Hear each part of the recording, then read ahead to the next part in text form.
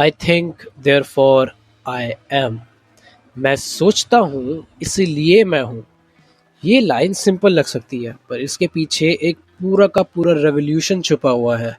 ये Renee Descartes की line है जो कि 1600s के एक फ्रेंच फिलोसोफर थे जिन्हें लोग फादर ऑफ मॉडर्न फिलोसफी भी कहते हैं।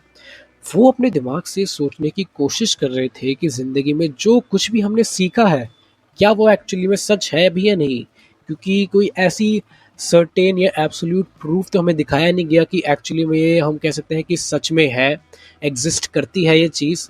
क्योंकि उनका एक ऐसा दिमाग था कि हमेशा सोचते रहो जब तक 100% प्रूफ किसी भी चीज़ का आपको हैंड टू हैंड मिल ना जाए। जब तक भी किसी चीज़ का 100% प्रूफ ना मिले तब तक उस पर डाउट करना चाहिए। ये उनकी एक ऐसी अप्रोच थी।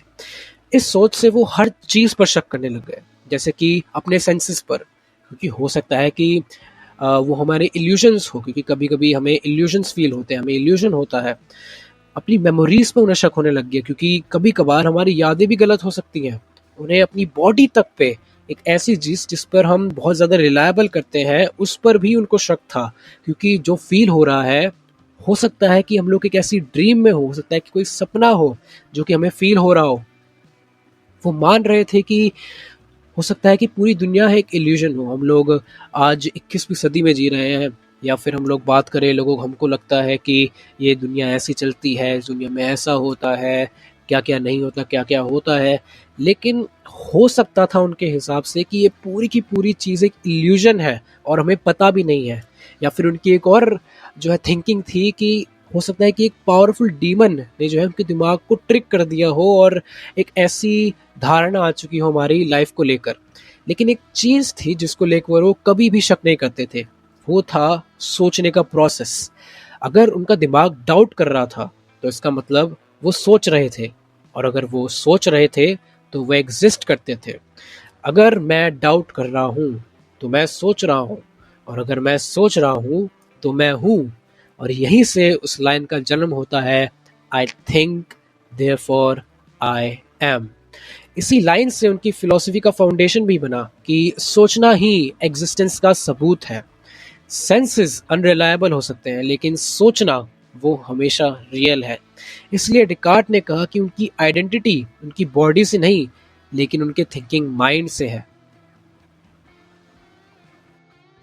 अगर उनकी आइडेंटिटी सोचने से है तो फिर एक नया सवाल उठा, क्या माइंड और बॉडी अलग चीज़ें हैं? उनके हिसाब से हाँ, माइंड और बॉडी कंप्लीटली डिफरेंट है। बॉडी को हम लोग फील करते हैं सेंसेस के थ्रू, लेकिन सेंसेस उनके लिए अनरिलायबल है। माइंड जो डाउट करता है, लॉजिक लगाता है, डिसीजंस लेता है, वो एक अलग चीज़ है। इस आइडिया को वो कहते हैं कार्टेशियन ड्यूअलिज्म। माइंड रेस कॉजिटेंस है, यानी कि एक थिंकिंग सब्सटेंस, वही बॉडी रेस एक्सटेंसा है, यानी कि एक एक्सटेंडेड सब्सटेंस। माइंड फिजिकल नहीं है, वो अवेयरनेस और थिंकिंग का सेंटर है। जबकि बॉडी एक मशीन की तरह काम करती है जो कि प्रेडिक्टेबल है और एक मैकेनिकल की तरह, जैसे आमतौर पर रोबोट्स या मशीन्स होती हैं, उनके लिए वो हमारी एक ह्यूमन बॉडी है। ये थॉट आज की मॉडर्न साइंस से टक्कर जरूर लेता है, लेकिन डिकार्ट के टाइम पे ये बहुत बोल्ड आइडिया था। उनका कहना था कि असली मैं उनका कॉन्शियस माइंड है, बॉडी सिर्फ एक टेम्पररी व्हीकल है। आज भी जब हम अपने डिसीजंस और इमोशंस के बीच कन्फ्लिक्ट महसूस करते हैं, या जब हम अपने एक्शंस पे रिफ्लेक्ट करते हैं, वो डिकार्ट का ड्यूलिज्म का असर है। एक और एंगल है रे डिकार्ट का जिसे लोग अक्सर भूल जाते हैं। वो फिलोसोफर ही नहीं बल्कि एक ब्रिलियंट मैथमेटिशियन भी थे। उन्होंने मॉडर्न अलजेब्रा और ज्योमेट्री के फ्यूजन का ग्राउंड वर्क रखा, जिसे हम आज कहते हैं analytical geometry. Cartesian coordinate system, X and Y axis, वो उनकी इन्वेंशन है, इसीलिए उसे कहते हैं कार्टेशियन प्लेन। उनका कहना था कि जिस तरह मैथ्स में क्लैरिटी और लॉजिक होती है वैसे ही फिलॉसफी में होनी चाहिए। वो फिलॉसफी को भी मैथमेटिकली प्रिसाइज बनाना चाहते थे। उन्होंने एक ऐसा मेथड बनाने की कोशिश करी जिसमें इमोशंस नहीं बल्कि क्लियरिटी और स्ट्रक्चर हो। ला ज्योमेट्री 1637 में एक उनकी अलग साइड दिखी, जहां वो आइडियाज को नंबर्स की तरह ट्रीट करते थे। सोचो, एक ही इंसान जिसका एक पैर फिलॉसफी में और दूसरा पैर मैथमेटिक्स में, इसी फ्यूजन की वजह से डिकार्ट ने थिंकिंग को इतना पावरफुल बनाया और उनकी थिंकिंग भी इतनी पावरफुल बन सकी। अब जब तक उन्होंने हर चीज पर डाउट करना शुरू किया, तो सवाल ये था कि जब तक जिंदगी कैसे जिए। ट्रुथ तो अभी मिला नहीं, लेकिन जिंदा तो रहना है, डिसीजंस तो लेने ही पड़ेंगे।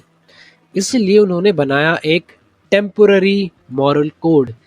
जब तक फाइनल ट्रुथ ना मिले, तब तक इस पर चलना।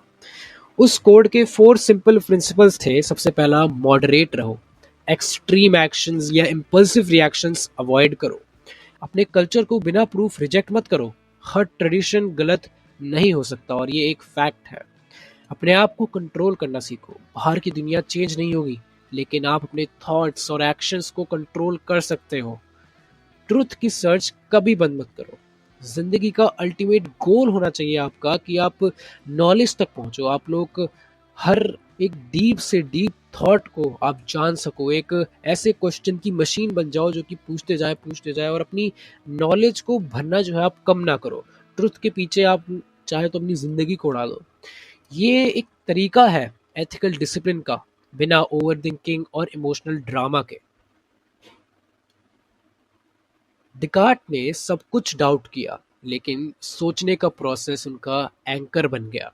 उनके लिए सोचना सिर्फ एक मेंटल एक्टिविटी नहीं थी, वो एक एग्जिस्टेंशियल प्रूफ था। जब तक मैं सोचता हूँ, मैं हूँ, और अगर मैं हूँ तो मैं सीख सकता हूँ, ग्रो कर सकता हूँ और सही चीजें चुन सकता हूँ। जब दुनिया डिस्ट्रैक्शन से भरी हो, जब हर कोई सिर्फ रिएक्ट कर रहा हो, ये फिलॉसफी आपसे कहती है, रिफ्लेक्ट करो, क्वेश्चन करो और सोचो। ये कोट कोई वन लाइनर नहीं है, ये एक डेक्लेरेशन है कि मैं सोचता हूँ, इसीलिए मैं हूँ। I think, therefore I am.